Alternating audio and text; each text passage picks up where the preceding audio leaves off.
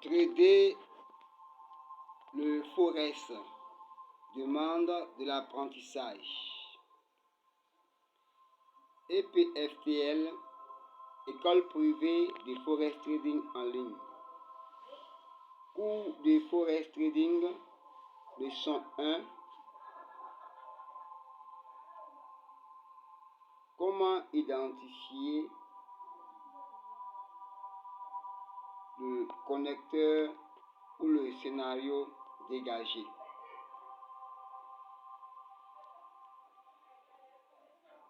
École privée de Forex Trading en ligne.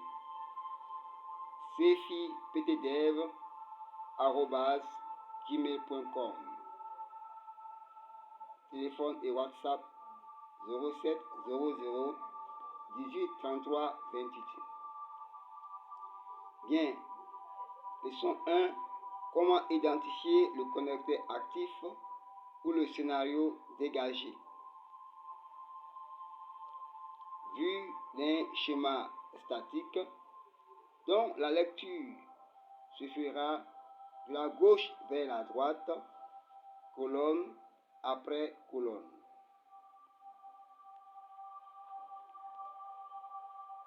D'abord, la définition. Qu'est-ce qu'un connecteur de graphique Forex? Selon l'EPFTL, un connecteur est un point clé identifié lors du comportement du MACD qui permet de prendre sur le marché des devises des positions qui sont au nombre de 3. Achat, vente et stand-by ou rester à l'écart.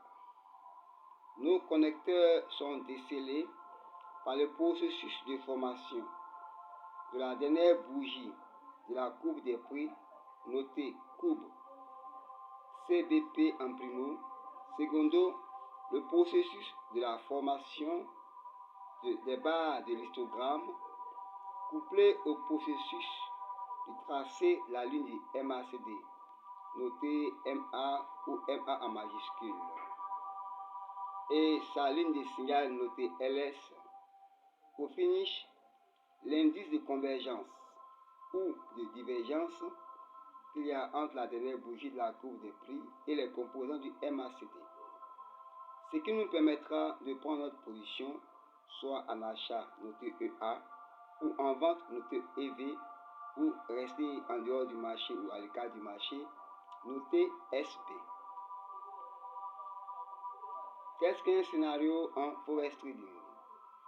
Un scénario est le ou les comportements probables du connecteur dégagé lors du déroulement du marché des devises. Nous allons voir 3 connecteurs au cours de ce marché. Le point de contact, la coupure haussière achevée, la coupure haussière inachevée. Dans un tableau graphique, nous avons en colonne ici le scénario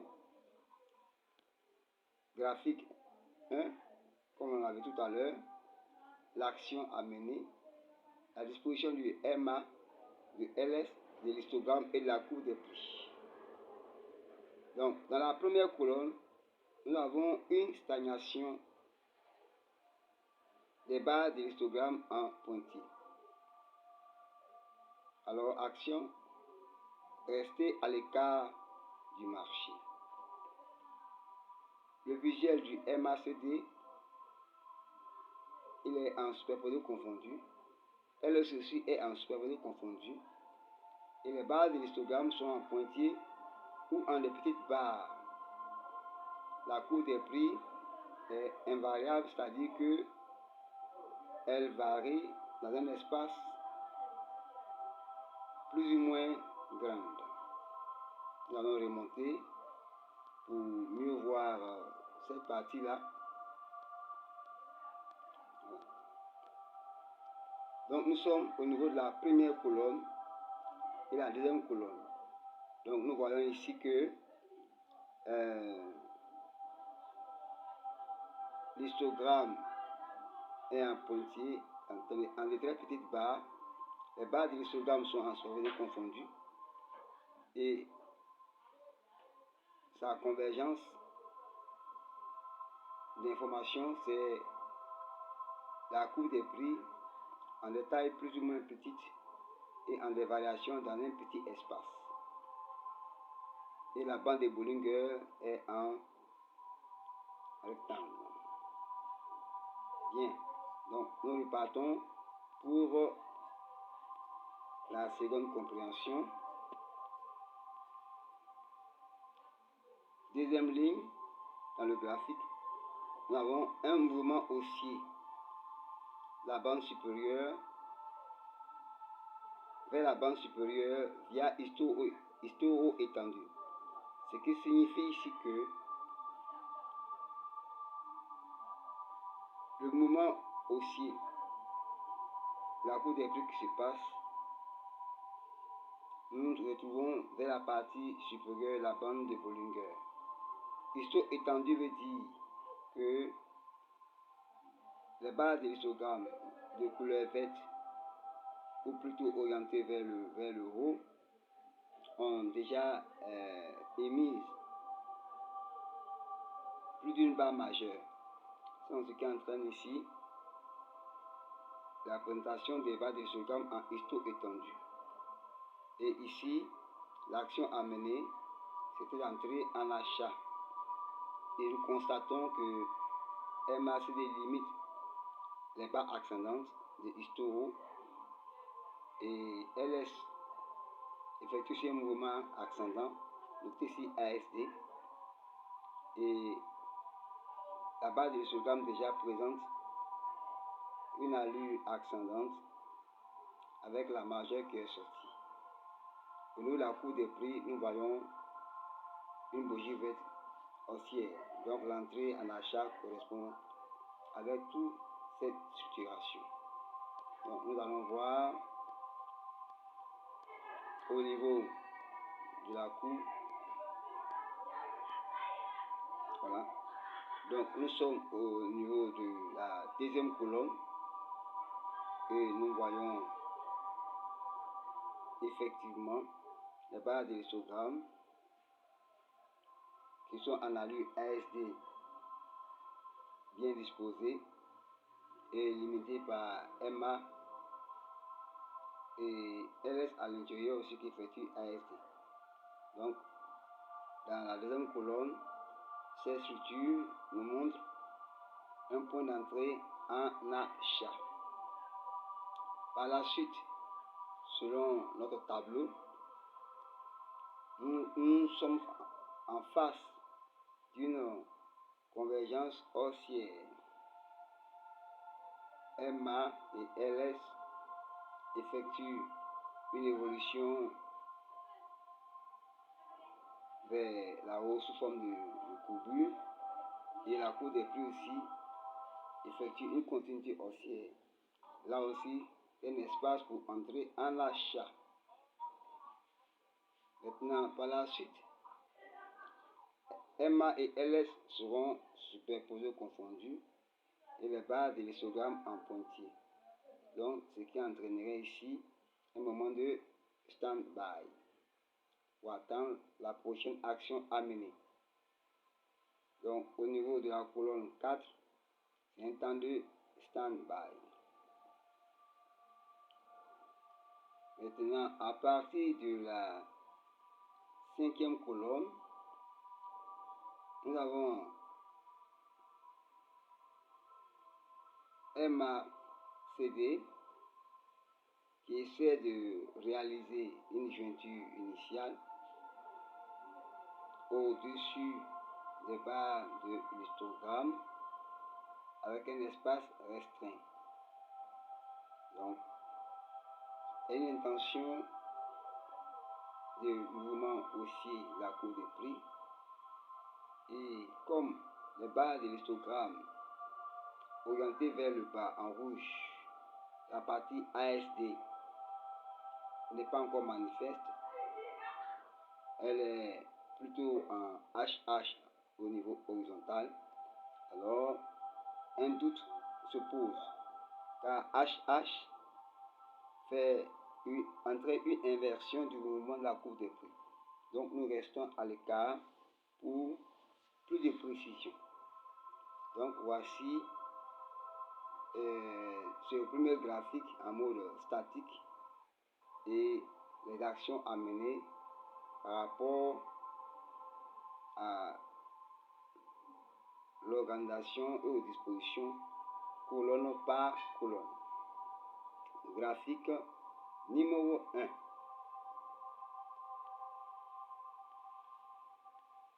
Nous allons progresser dans notre démarche.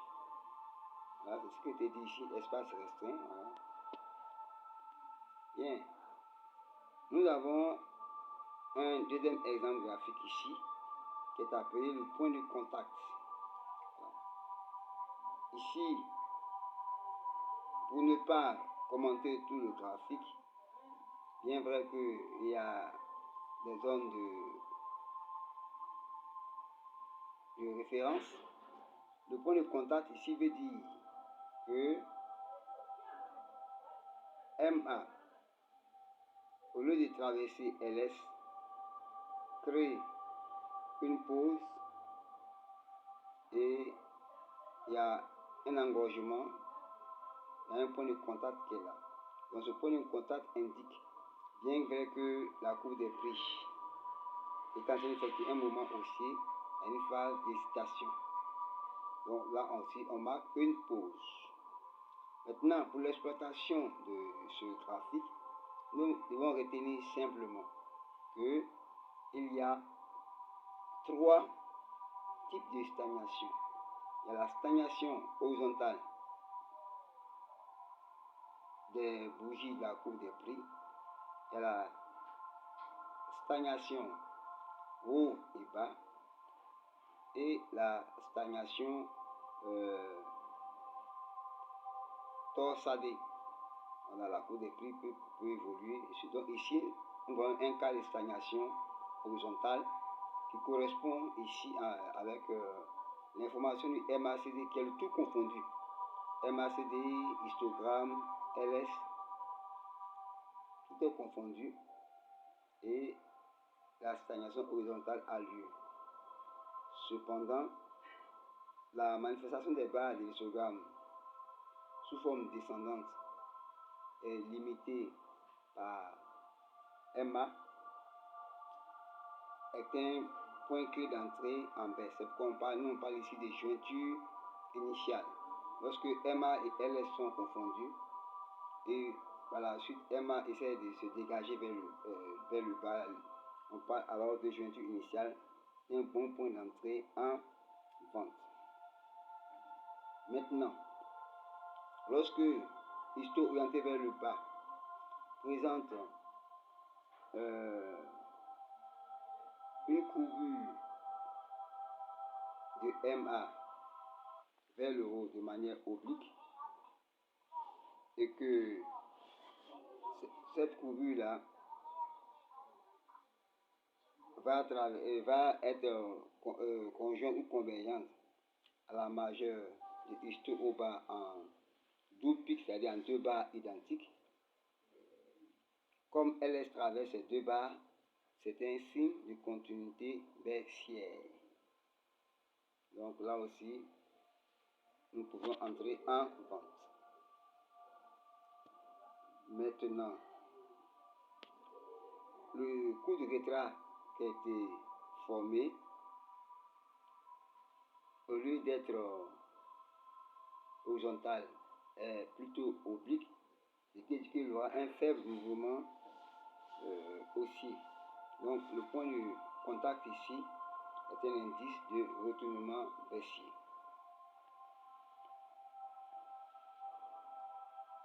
Voilà. Donc ici encore, nous voyons que après le point de contact, point de stand-by pour voir la prochaine action à mener, nous voyons qu'il y a une barre de histo qui apparaît et une coupure haussière qui qui se manifeste. Donc,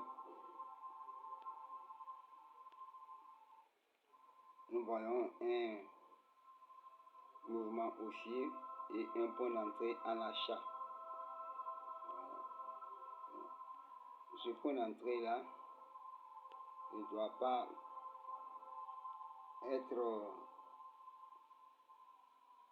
perdurer. Voilà, parce que il y aura une courbure de MA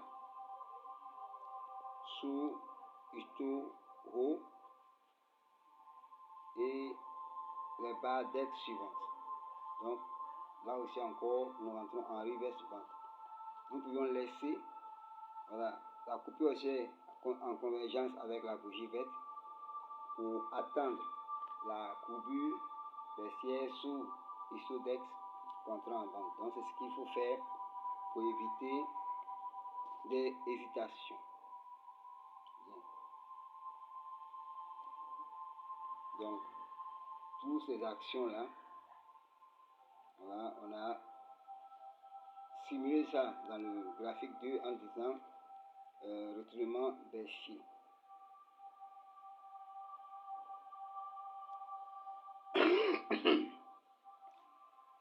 Maintenant, nous avons inclus les tailles des barres de histogramme qui sont descendantes, puis les suivantes qui veulent monter.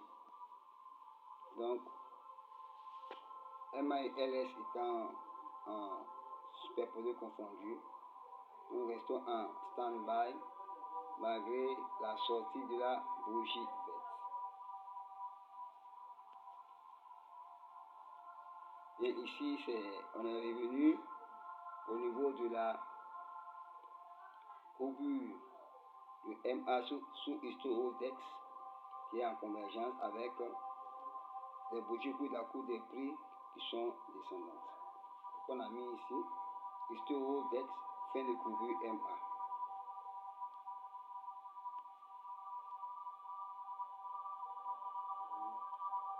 Donc c'est ce qui était déjà vu précédemment et on est revenu.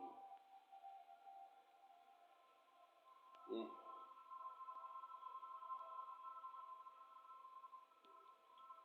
Donc effectivement, il y a un quiz à valider. Voilà, 3 sur 5 au minimum avant de passer à la leçon 2. Donc il y a un formulaire à demander pour comprendre un peu ce qui vient de se passer et voir si les réponses correspondent à la bonne interprétation et à la bonne prise de décision. Bien, leçon 2, nous passons au graphique numéro 3. Voilà, où nous sommes en phase de cascade en va et vient. Voilà. Et puis des coupures haussières inachevées où on rentre en vente. Et des points de contact en convergence avec la dernière barre de Histo. Nous n'avons pas le schéma de la figure 3. Donc nous allons continuer. Et ici, la figure 4, quand nous l'observons, c'est un mouvement généralement baissier de la barre supérieure vers la bande supérieure de Bollinger vers la bande inférieure. Et comme on l'a dit, le mouvement colonne par colonne, voilà, ne donnait pas directement cet aperçu-là. Donc, au niveau de la première colonne, c'est l'instance de surprise confondue, c'est-à-dire une stagnation de la courbe des prix, MA et LS confondus, et puis les barres de histogramme qui sont en pointure ou de petite taille. Et par la suite, nous avons un mouvement de bougie verte en coïncidence avec un point d'élévation du MA qui rime avec le début, l'avancement des barres de histogramme orienté haut de manière ascendante qu'on appelle ici ASD. à ce niveau, il faut être très rapide parce que il faut entrer à partir du point d'élévation. Voilà. Et non lorsque le mouvement est en train de s'accomplir. Le risque d'être fort clos. Maintenant, la bonne nouvelle ici, c'est que on aura le début d'une jointure initiale au niveau de la fin de la deuxième colonne. Et cette jointure initiale-là, quand elle coïncide avec les barres de l'histogramme qui sont en allure descendante mais de petite taille, alors souvent c'est totalement confondu. MALS avec cette allure descendante des barres de l'histogramme orientées vers le bas, même espacée, c'est aussi un point d'entrée en vente, on parle de jointure initiale. Voilà. Donc on profite ici pour dire que la jointure initiale peut être confondue au bas d'ex en petite taille, des issues orientées au bas ou espacées. Donc c'est un indice d'entrée en vente. Bien, après cette descente en vente, MA émet un creux qui coïncide aussi avec la majeure de histio au bas. Donc ici, nous parlons du coup de rétrait. Le coup de rétrait là est au-dessus. Compte tenu du fait que les barres de l'histogramme, au lieu d'être ASD, sont HA qui sont en horizontal. Donc ici, le mouvement qui, sans vouloir se retourner, ne va pas perdurer. Donc il aura encore, quand il retourner vers le haut, le mouvement aussi va revenir vers le bas. Donc apporter encore un mouvement de continuation baissière de la courbe des prix jusqu'à ce que MA et LS traversent les barres de histo au bas étendues. Donc ça c'est la compréhension, l'interprétation et comment y entrer en se basant sur les parties colonne par colonne. Donc on a eu un bon mouvement en général baissier de BB sup vers BBF. Donc ici on a dit que le schéma graphique 4 possède trois scénarios distincts que nous allons décortiquer même si nous avons déjà parlé de cela.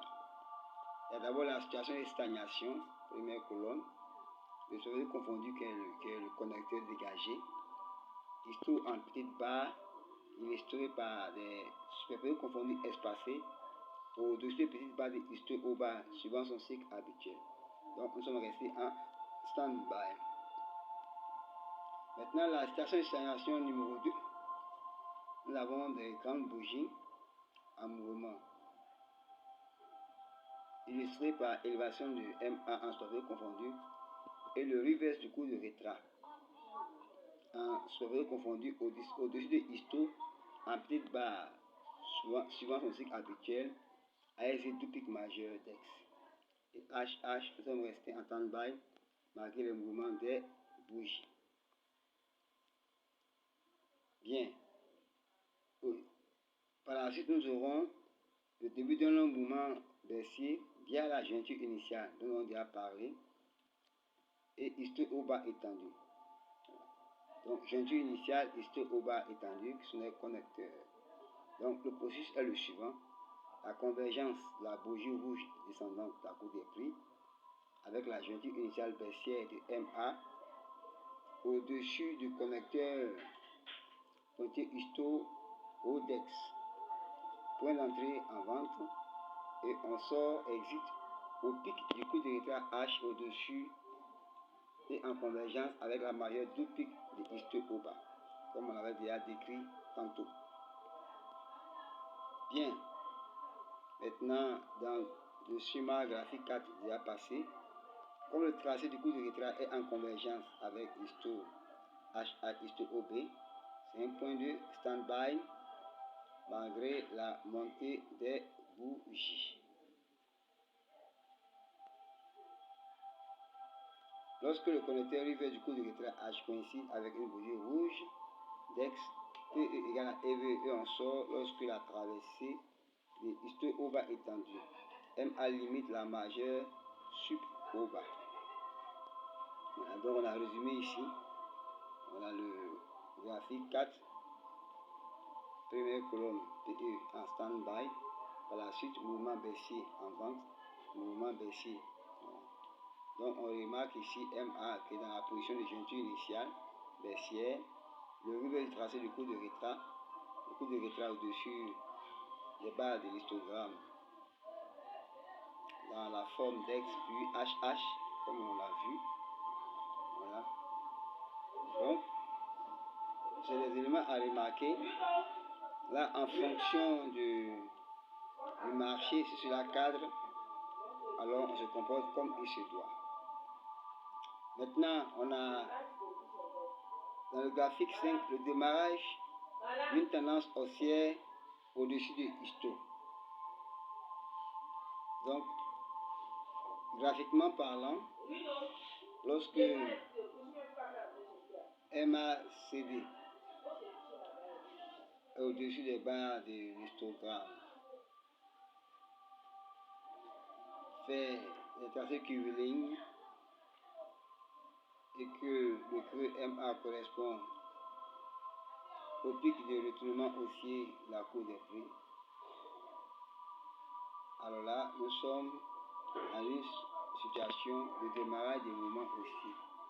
Voilà. Souvent, si c'est une convergence haussière se manifeste ou une divergence haussière. Tout comme fait la courbe des prix démarre une tendance. Bien. Donc, on a déjà fait le commentaire graphique 5. Ici, c'est juste l'écrit. Voilà. Donc, on a dit d'abord, on a une convergence de mouvements haussiers de histo-ASD. Histo-ASD, c'est les barres des histogrammes qui sont ascendantes. Et MA et LS. Donc, point d'entrée en achat au niveau des premières barres ASD. ASD est limité au niveau de la majeure. La courbe des prix MA n'englobe pas un index restreint, un détail progressivement réduit. De même en homme, alors P égale à EA. On a aussi une convergence du creux MA et du creux histo, ce qui a entraîné effectivement un point d'entrée en l'achat. Donc, le graphique 5 est un graphique de démarrage et tendance haussière au-dessus de histo. Maintenant, la seconde courbe du MA est espacée et englobe un histo qui est en dôme, c'est-à-dire la forme d'un cuve. C'est aussi un point d'entrée en achat. Donc, tout est décrit ici pour se retrouver. Maintenant, nous sommes dans le graphique 6. Bien. Ici, on voit que dans la première colonne, nous avons une jointure initiale au-dessus des barres de l'histogramme, ce qui entraîne aussi une entrée en vente. Maintenant, dans la deuxième colonne, c'est une continuation et un temps de stand-by vu la disposition de l'histogramme de MACD et LS. Maintenant, ce qui est plus subtil ici, c'est que les barres de l'histogramme sont en HH et limitées en dessous par MA et LS. Donc, ça va entraîner ici un mouvement d'entrée à l'achat qui coïncide avec la sortie des barres de l'histo ASD. Bien que les indicateurs soient de forme minime, ça n'empêche pas le déclenchement des scénarios. Encore ici, jointure initiale au-dessus des barres de histo qui sont au-dessus des barres de histo qui sont en début de DEX. Donc, cela entraîne encore dans la quatrième colonne une entrée en vente en continuation baissière moyenne. Voilà, donc, il faut bien remarquer ce scénario-là. Voilà, pour faciliter un peu la compréhension des retournements et des continuations. Scénario graphique 6. Nous avons 3 points clés d'entrée en position et des points de laisser passer. On parle ici de laisser passer lorsqu'il y a une ouverture du prix de position et qui n'a pas perduré. Donc on récupère dans la prochaine situation ou structure, malgré les mouvements haut et bas. Donc dans ce graphique 6, dont le scénario est attesté et vérifié, premier point d'entrée, jointure initiale baissière de MA en convergence avec une bougie rouge descendante au-dessus et au-dessus des pointillés histo au bas en petit trait connecteur. Donc P égale à EV, entrée en vente, exit, on sort avant le connecteur lorsqu'il y aura le pic du coup de tétra au-dessus de la majeure, d'où pic de histo orienté bas. On laisse passer le mouvement haussier. C'est la première remarque. Issue de la convergence du pic du coup de tétra H et la majeure, d'où pic histo. Deuxième remarque, on laisse passer aussi la baisse issue des tracés de MA et LS qui traversent histo ASD au bas. Parce qu'il y aura un bref mouvement baissier. Donc,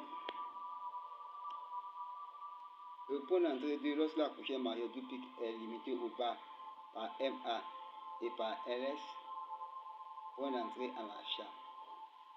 Voilà. Donc, on irait jusqu'à la fin de la traversée de histo étendu simple. Et on sort dès que MA finit de limiter les barres du second ASD de histo. Nous en avons déjà parlé. Donc ici, il y a aussi un troisième point d'entrée.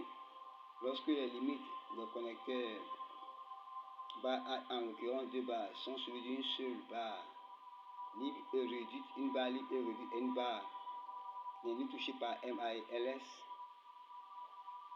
la courbe des prix MA entraîne face à la sortie de la bougie rouge d'X un point d'entrée en vente. Donc nous avons un très long mouvement baissier. On laisse dérouler la baisse lorsque MA et LS traversent et pénètrent histo au bas en zone, quel que soit le DEX ou l'AST. Donc voici le résumé dans un tableau. Voilà, jointure initiale, ensuite de laisser passer, on reste à l'écart. Voilà, la courbe des prix en haut c'est baissier, laisser passer, ils sont dans une situation d'indécision. Et deuxième majeur, le pic, point d'entrée en achat.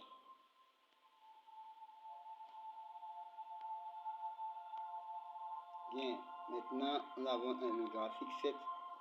Nous allons accélérer graphique par graphique pour avancer un peu plus vite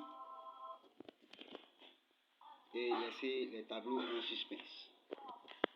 Donc ici, graphique 7, comme on l'a dit, colonne par colonne. Dans la première colonne, nous positionnons toujours à gauche. Nous prenons la première des bougies, une suite de mouvements baissiers conformément à la jointure initiale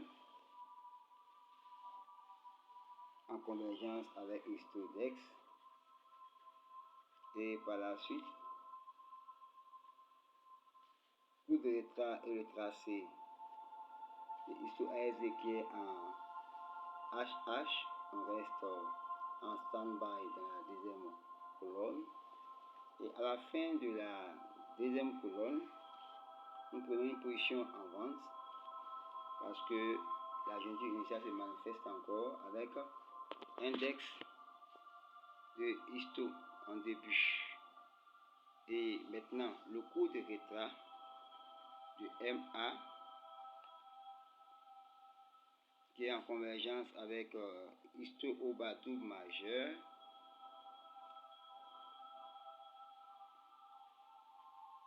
sera le point de chute, le point de sortie. Nous voyons ici que cette fois, LS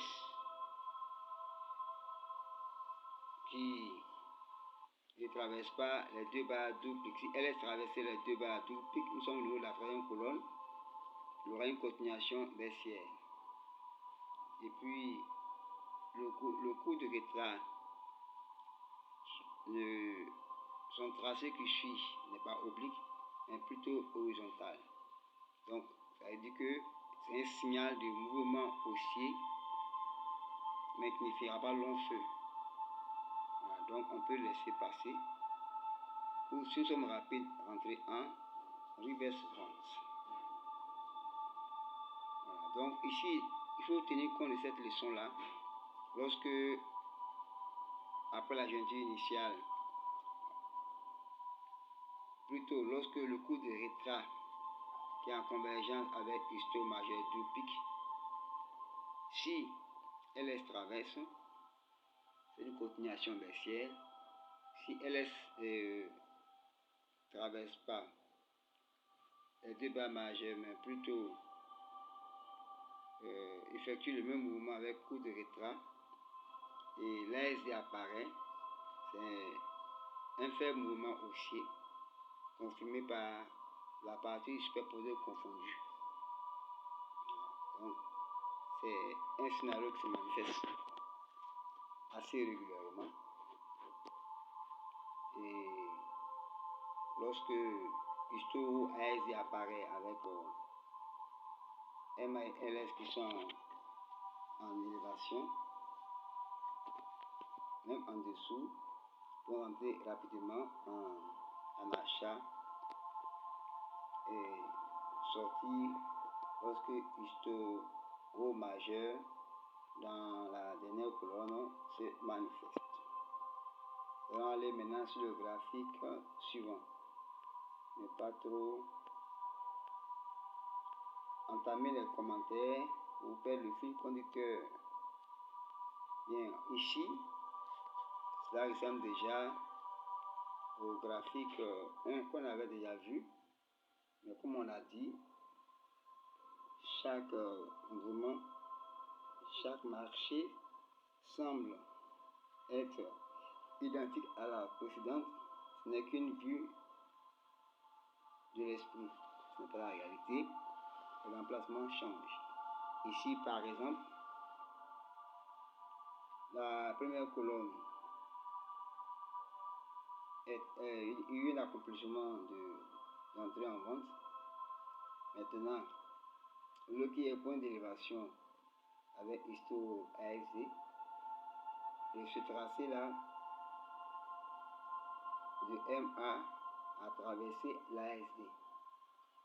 Donc, pour entrer en achat, pour aller aboutir sur l'ASD de histo.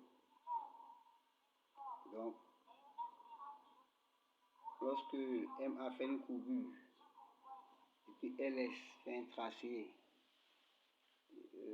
horizontal en dessous, alors si on avait pris une position en achat, on sort et on reste en stand-by.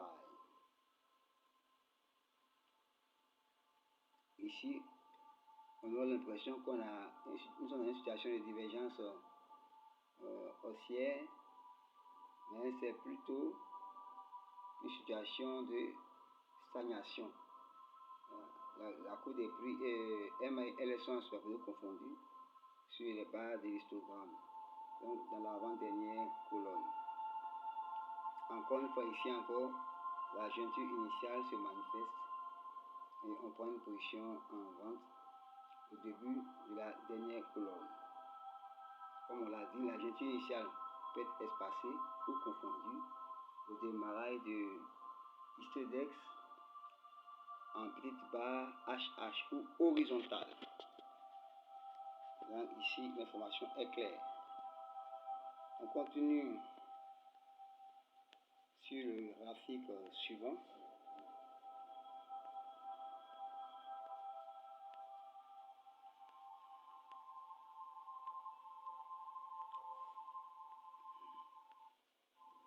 Bien, ici,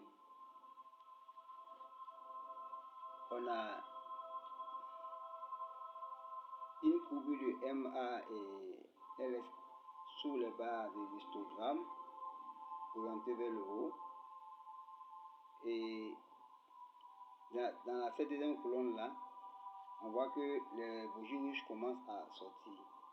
Donc automatiquement, c'est une opportunité pour prendre une position en vente jusqu'à ce que le coup de retrait se manifeste. Maintenant, comme on l'a dit, le tracé après le coup de retrait en dessous, il est oblique, ça entraîne non seulement une continuité baissière, et maintenant le tracé après le coup de retrait LS ne traverse pas les barres doubles majeures, mais plutôt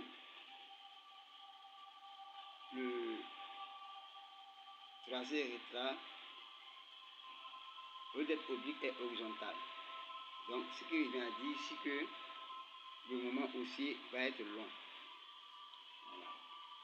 Si le coup de retrait était oblique et puis LS traversait deux barres double pic majeur, continuation baissière, comme ce n'est pas le cas ici, et que le tracé après le coup de retrait converge avec histo ou par ASD, le mouvement haussier va être un peu long et la sortie de l'ASD histo est une confirmation. Donc on entre au niveau du début de l'avant-dernière colonne à droite et on sort dès le début de la dernière colonne à droite. Nous allons posément pour faciliter la compréhension. Donc nous allons sur le graphique 9, MA jusqu'à 31. Donc c'est pour en tirer les notions de scénario dégagé, opportunité d'entrée, puis les dispositions. Bien, donc ici, on a un schéma 10. Bon, apparemment, tel que présenté en statique, il y a une facilité d'interprétation, mais il faut comprendre qu'en dynamique, c'est juste ce qui se passe colonne après colonne, que nous avons une vue rapide, avant qu'il y ait un déroulement complet des différents éléments. Voilà. Donc ici, on quitte la barre inférieure vers la barre supérieure. Maintenant, les barres de l'histogramme sont sous, et les barres de MA et la ligne MA et LS sont sous les barres de l'histogramme. Orientées vers le bas, et puis tantôt orientées vers le haut. Mais ici, ces barres sont en histo, sont en principe en mode étendu. Voilà.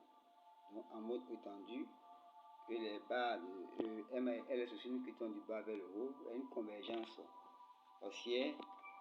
Donc là, colonne après colonne, nous constatons la convergence haussière. Donc on n'a pas le temps d'être dans le flou. Voilà. Les informations elles sont bien présentées et c'est un long moment d'entrée en achat.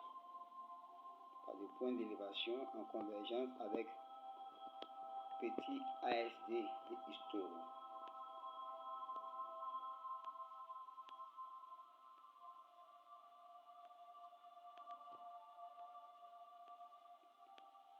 Bien, dans le graphique 11 ici,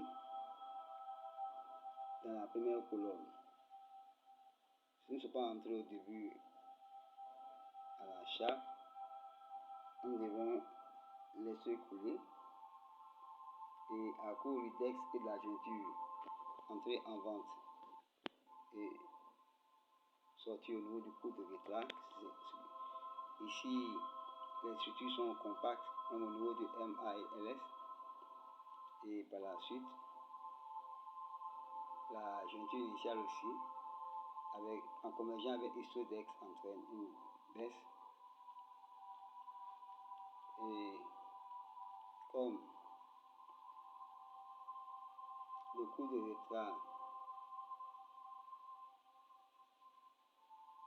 apparaît et puis LS ne traverse pas deux barres d'opique,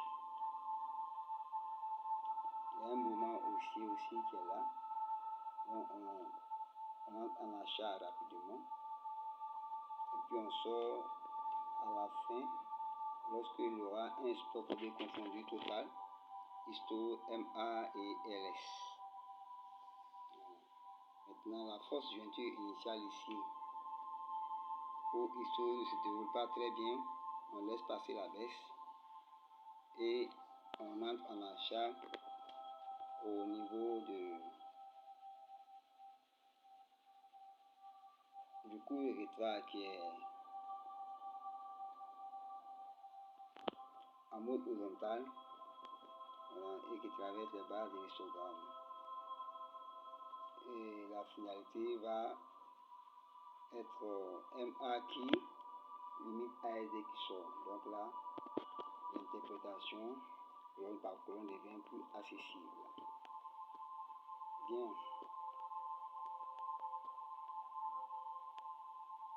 Nous sommes maintenant au niveau de... Bon, ce graphique, on l'a déjà vu, mais avec une légère différence. Donc, il faut bien remarquer, en fait, l'exploitation d'un graphique en statique aussi nous prépare un peu à des réactions instantanées lorsque nous serons dans les mêmes situations. Voilà, ici, l'élément qui se répète, la jointure initiale, a confondu avec les barres de l'histogramme, soit en début HH, puis DEX, et la partie ASD de la barre histogramme, dont la majeure coïncide avec le coude rétral. Maintenant, il s'agit de savoir si ce coude rétral là qui fait sortir deux barres en double majeur est traversé par LS pour la continuation baissière ou forme avec LS un tracé soit horizontal ou oblique, ici oblique, et annonce d'un mouvement haussier assez long confirmé par tracé de MA avec histo en ASD. Et par la suite encore, il y aura encore un point d'élévation qui va pénétrer histo ASD pour l'interro pour la continuation encore haussière de la courbe des prix. Donc là, nous sommes en histo étendu. L'identification des mouvements et des points d'entrée est tangible. On a parlé de jointure initiale presque confondue à histo haut, bas. On reste en stand-by. Maintenant, sur le reverse coïncide avec longue bougie, bon là, ça c'est les ouvertures d'interprétation. Nous allons partir sur le graphique lui-même. Voilà, bon, c'est juste un bout où il y a les situations d'indécision qui apparaissent.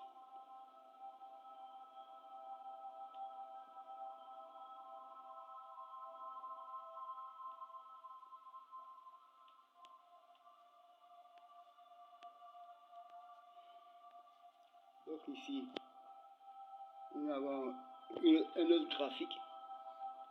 Ici, ces graphiques sont plus ou moins simples. Mais il faut observer colonne par colonne et puis voir dans quelle colonne nous avons la main et l'opportunité de prendre une position. Première colonne, il y a des imprécisions. Deuxième colonne, il y a encore des imprécisions. Troisième colonne, à cause de histo étendu qui a fait d'abord un ASD puis un DEX. Et puis maintenant, le DEX qui coïncide avec la courbure de MA. Voilà.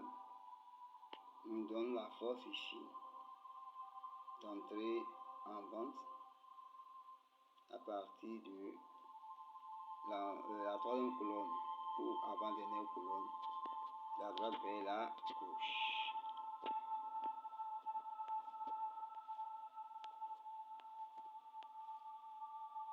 Donc c'est la même rengaine de continuité baissière. Voilà, la jointure initiale qui est assez longue coïncide avec MA qui limite histodex. Maintenant ici, nous voyons bien que voilà, le coup de retrait, LS traverse les deux barres histo au bas majeur, nous sommes au niveau de la troisième colonne, ce qui entraîne une bonne continuité baissière qui sera encore confirmée par la courbure baissière de MA en convergence avec histo majeur orienté haut qui fait son DEX.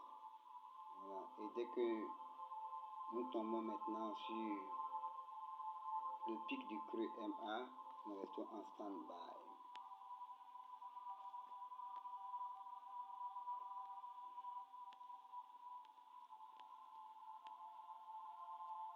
Donc ici encore, après la chute baissière, nous rentrons dans une situation de stagnation torsadée. Alors, les bougies vont de haut vers le bas, mais sans grand mouvement accompli. Donc là, nous restons en stand-by. Maintenant ici, à vue d'œil, cela est palpable. Par contre, il faut comprendre que l'action a lieu colonne par colonne. Donc c'est là on voit dans chaque colonne, nous devons rester à l'écart pour prendre position. Première colonne. Nous sommes déjà tout autour du début. Nous restons à l'écart. Maintenant, à la fin aussi, la surprise d'élévation, nous restions encore à l'écart. Et lorsque la jointure initiale est bien manifeste, en ce moment-là, nous pouvons prendre une position en vente. Et comme on voit que LS traverse les deux barres de histo majeur, orientée vers le bas, alors c'est une continuation baissière, cela est évident. Donc comme on l'a dit, 6000 graphiques, ce n'est pas une évidence que les graphiques se ressemblent, mais il y a toujours des clés et des coïncidences. Ici, nous avons les barres de l'histogramme dont la formation sont inachevées. Quand on fait une vue générale, mais colonne par colonne, dans la première colonne, le mouvement baissier est de mise, mais à la fin de la première colonne, nous sommes obligés de rester à l'écart du marché parce que les barres de l'histogramme sont mal formées. Voilà, histodex sans histo ASD. Donc ici aussi courbure et LS en tracé horizontal avec les éléments de MA en dessous. Les barres de l'histogramme sont mal structurées. Donc là, on reste carrément à l'écart du marché. Voilà. Souvent on parle de force jointure initiale, faux histo. Ici, la force jointure initiale est liée aux barres de l'histogramme qui sont un peu mal structurées. Voilà. Les barres de l'histogramme qui sont en DEX ne sont pas totalement en pointillé ou en horizontal bien défini. Voilà. Une page bien définie, voilà. C'est le même schéma qui ne nous aide pas à progresser. C'est la même chose ici. Voilà. Identiquement ici aussi. Donc c'est la même chose, hein. Ce n'est que des variations. Des fausses configurations.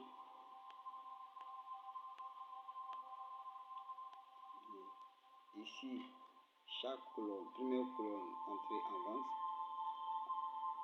deuxième colonne on reste en stand-by, troisième colonne on reste en stand-by. Donc dans cette forme de structuration, c'est la gentille initiale qui nous permet d'entrer en vente.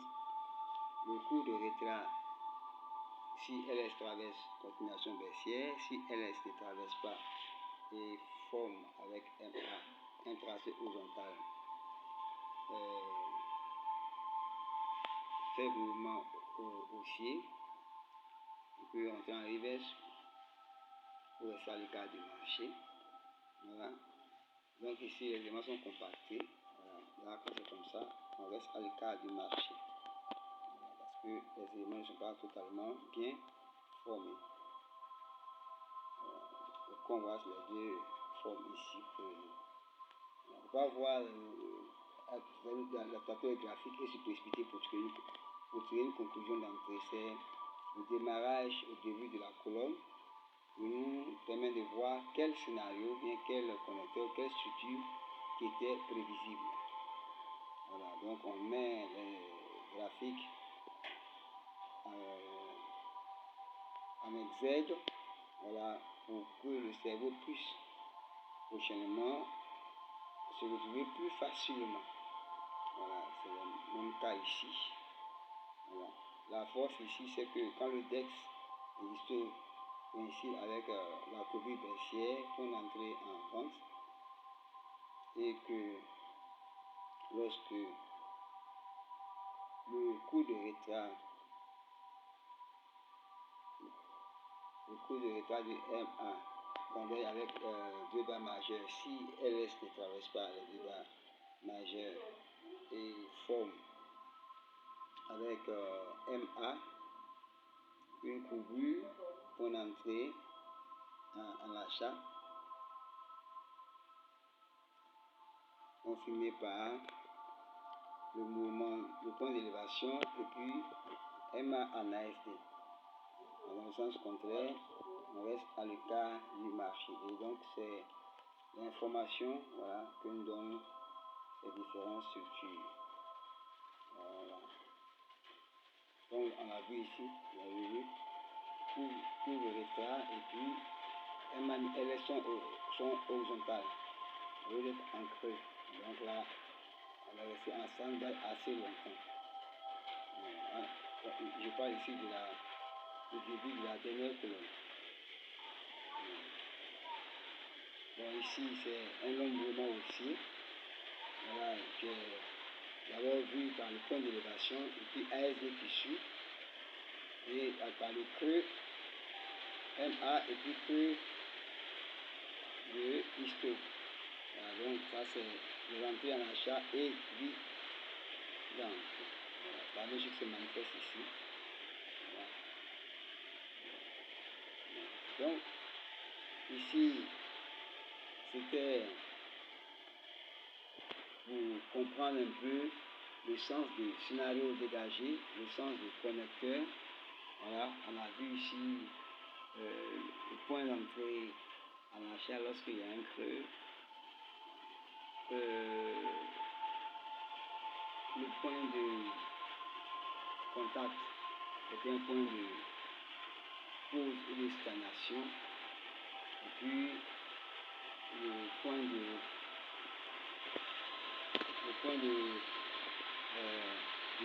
jointure initiale. Bien, ok, c'est de manière posée cet audio image pour maîtriser les connecteurs et leur mouvement et décision à prendre. Si vous avez besoin de documents, envoyez-nous un mail et repassez la vidéo pour saisir ce qu'il en est. Merci, bye bye, à plus.